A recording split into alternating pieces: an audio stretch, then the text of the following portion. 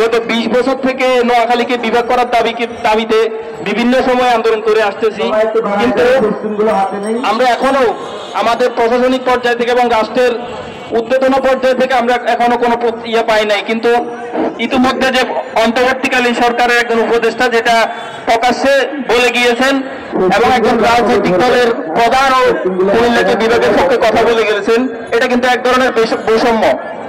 আমরা আমাদের এই দাবির পক্ষে আরো দুর্বার আন্দোলন গড়ে তুলব।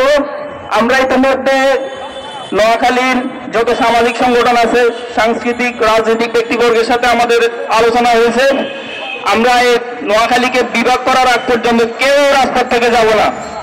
সবাই আমাদের সাথে একত্রতা গ্রহণ করার জন্য এবং আমাদের সংবাদগুলো, আমাদের যৌক্তিক দাবিগুলো সাংবাদিকদের মাধ্যমে রাষ্ট্রের সর্বোচ্চ পর্যায়ে পৌঁছে দেওয়ার জন্য সকলকে উদারতা আহ্বান জানাচ্ছি।